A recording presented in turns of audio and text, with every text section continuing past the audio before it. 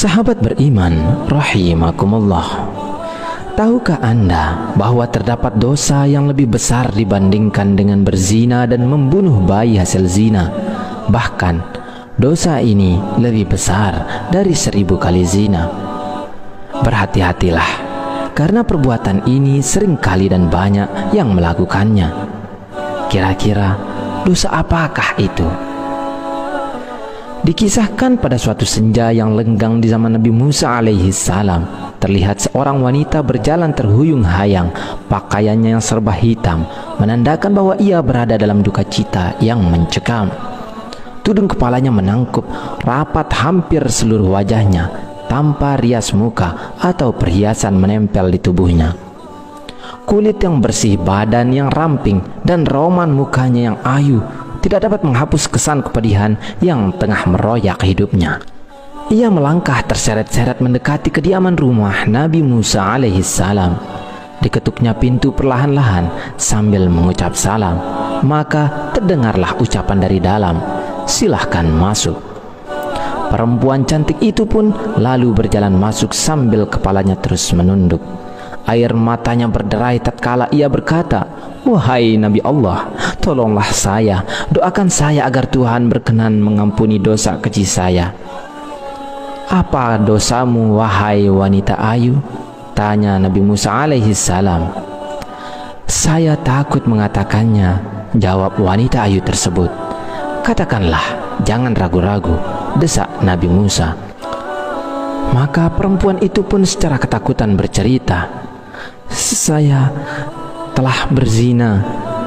Kepala Nabi Musa terangkat, hatinya tersentak. Perempuan itu pun meneruskan ceritanya, "Dari perzinaan itu saya pun hamil. Setelah anak itu lahir kemudian saya langsung mencekik lehernya sampai meninggal," ucap wanita itu seraya menangis sejadi-jadinya.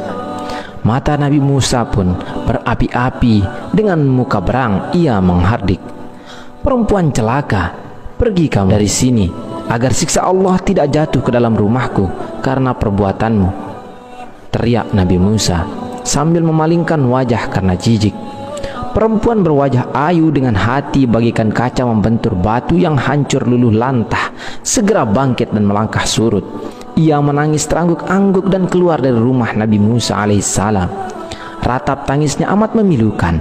Ia tak tahu harus kemana lagi hendak mengadu. Bahkan ia tak tahu kemanakah kakinya akan melangkah.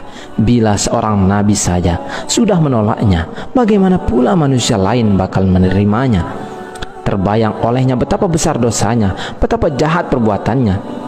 Setelah wanita ayu keluar dari rumah Nabi Musa, malaikat Jibril pun turun mendatangi Nabi Musa.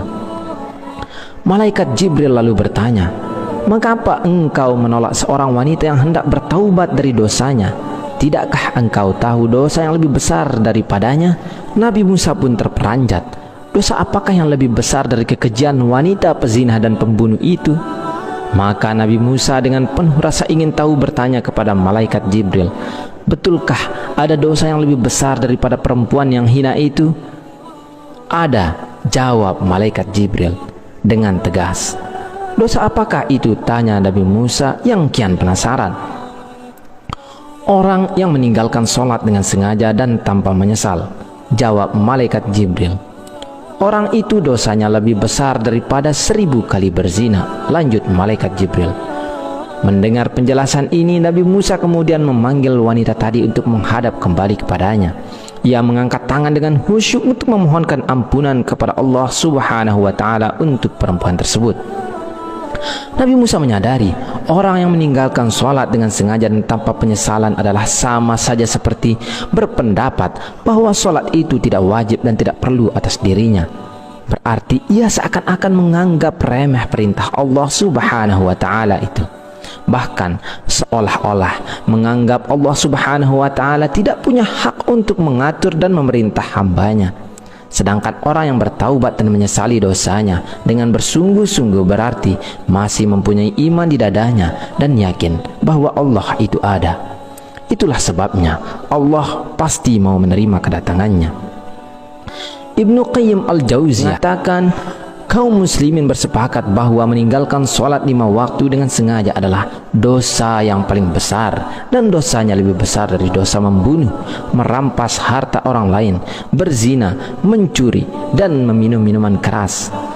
Orang yang meninggalkan akan mendapat hukuman dan kemurkaan Allah Subhanahu wa Ta'ala, serta mendapatkan kehinaan di dunia dan akhirat.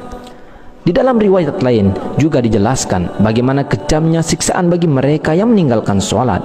Ibnu Abbas radhiyallahu an berkata, jika langit sudah terbuka, maka malaikat akan datang dengan membawa rantai sepanjang 7 hasta. Rantai tersebut akan digantungkan kepada orang yang tidak melaksanakan sholat, kemudian dimasukkan ke dalam mulutnya dan akan keluar dari duburnya. Kemudian malaikat mengumumkan, ini adalah balasan orang yang menyepedekan perintah Allah. Adapun ganjaran dosa ketika kita dengan sengaja meninggalkan sholat fardu, diantaranya adalah: jika 1 kali meninggalkan sholat subuh, maka hukumannya adalah masuk ke dalam neraka selama 30 tahun. Sedangkan 1 hari di neraka sama dengan 60.000 tahun di dunia.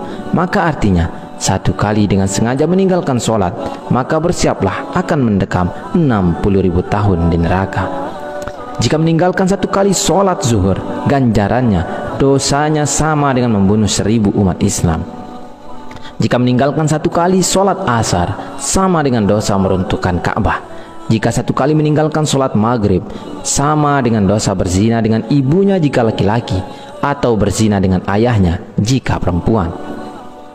Jika meninggalkan 1 kali sholat isya, maka ia tidak akan diridhai oleh Allah Subhanahu wa Ta'ala untuk tinggal di bumi, dan akan didesak mencari bumi atau tempat hidup yang lain. Sholat merupakan ibadah wajib yang tidak bisa diwakilkan kepada siapapun, dan jangan tinggalkan walau sekalipun, meski dalam keadaan apapun. Semoga kita menjadi orang-orang yang senantiasa mendirikan sholat, melaksanakannya tepat waktu, serta mampu mengajak keluarga lainnya untuk sholat tepat waktu dengan istiqomah. Wallahu a'lam bishawab. Wassalamualaikum warahmatullahi wabarakatuh.